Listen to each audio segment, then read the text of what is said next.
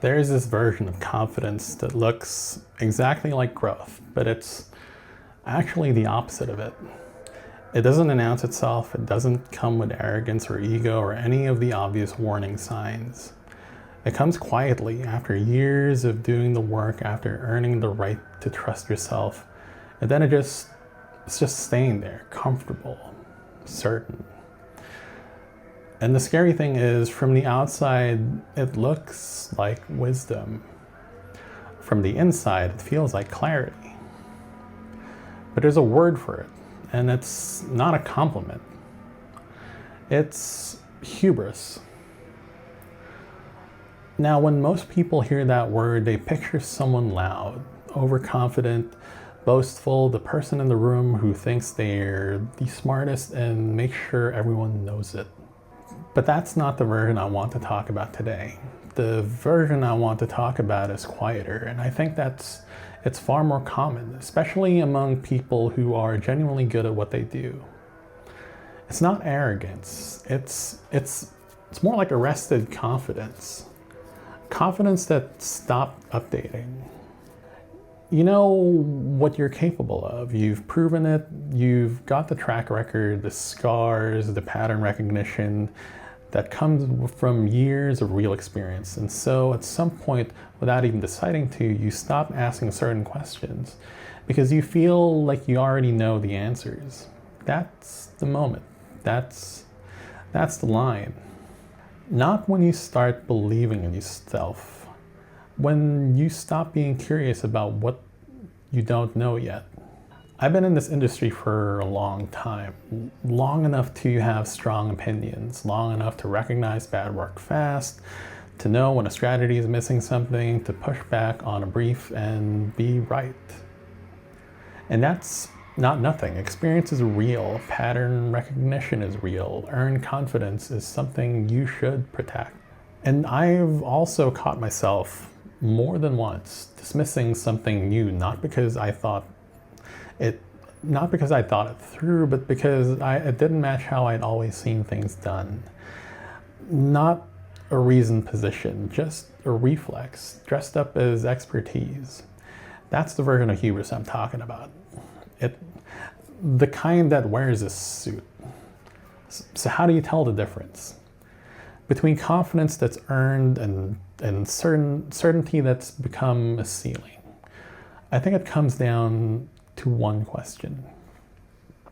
Are you protecting your abilities or protecting your identity? Because those are two very different things.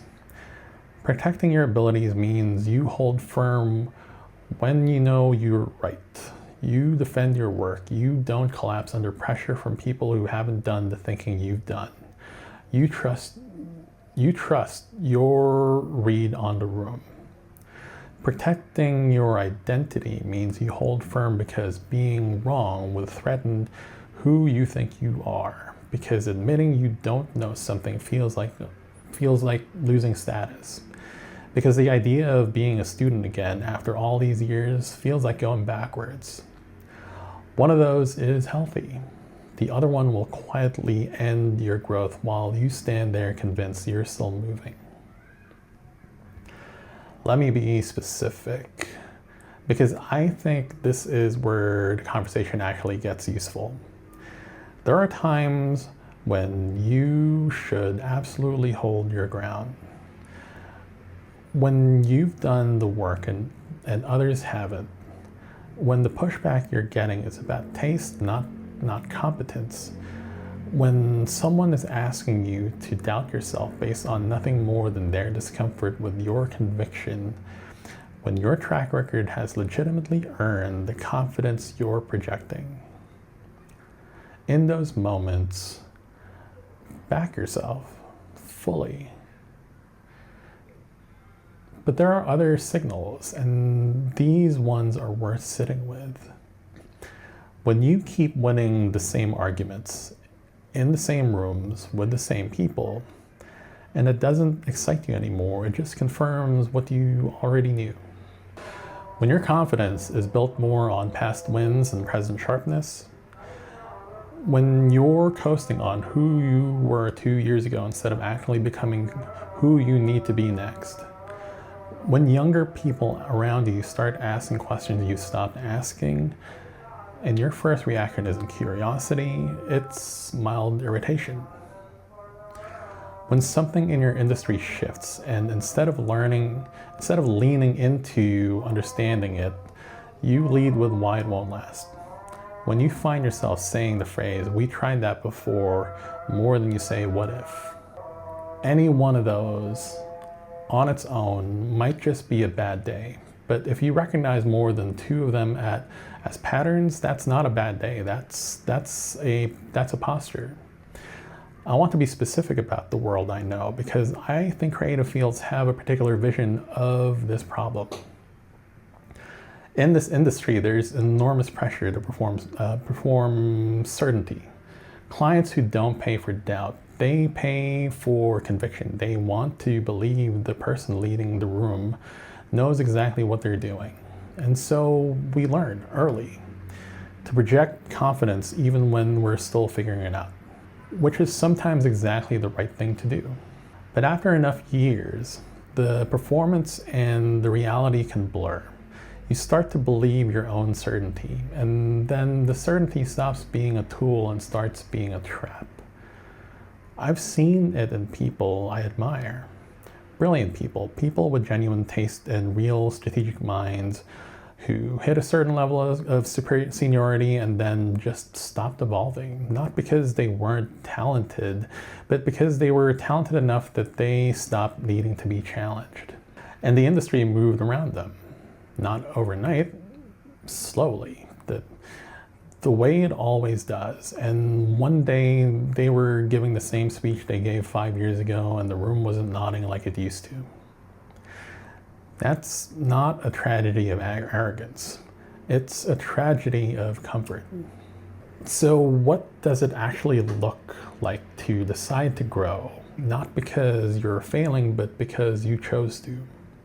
I think it starts with a specific kind of honesty, not the performative humility you see online, not the, "oh, I still have so much to learn," that people say while clearly believing the opposite.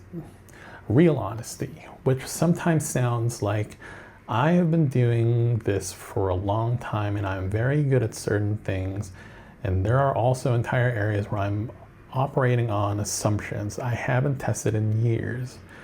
That's the version that actually unlocks something. Because when you get specific about what you don't know, not vague and self-deprecating, but genuinely precise, you can actually do something about it. You can find the people who know what you don't. You can put yourself in rooms where you're not the most experienced person. You can take on a project that scares you slightly. You can ask a question and actually listen to the answer instead of waiting to respond.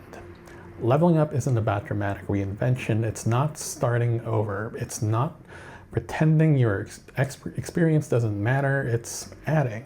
It's staying porous. It's refusing to let what you know become a wall around what you're willing to learn. Here's the thing that I find genuinely interesting about this. The people who are most at risk of hubris are often the most competent, because incompetent people get feedback constantly. They fail visibly, they're corrected, they have no choice but to update. But when you're good, like really good, you can go a long time without being wrong in any way. That registers, the work lands, the strategies hold, the room listens when you speak. And so the feedback loop that keeps most people honest, it slows down or disappears entirely, which means the burden of staying sharp falls entirely on you, on your own willingness to seek out discomfort that doesn't come looking for you. No one's going to tell a senior creative director that their thinking is dated, not to their face, not directly. The signs are subtler, and you have to be paying attention. So where does that leave us? I think the goal isn't humility. For its own sake, I genuinely don't think self-doubt is a virtue. And I'm not interested in the idea that you should constantly question yourself to stay hungry. What I'm interested in is something different. Staying curious. Not because you doubt what you know, but because the world keeps moving and you actually want to keep up with it. Not out of fear, out of genuine interest. The most impressive people I've encountered in this industry aren't impressive because they're certain. They're impressive because they're still asking questions. Real questions, not rhetorical ones. After decades of doing the work, they've earned the right to be comfortable. They just choose not to be. And I think that's the distinction that matters. Confidence says, I know what I'm capable of. Hubris says, I already know what I need to know. One keeps you moving while the other keeps you still, which also is convincing you're standing on solid ground, knowing which one you're doing. If this one landed for you, let me know in the comments specifically. I want to know, where do you feel about the pull towards certainty the most? Is it in your work, your creative process, how you see your own industry? Because I think this is a conversation worth having out loud. I'll see you next time.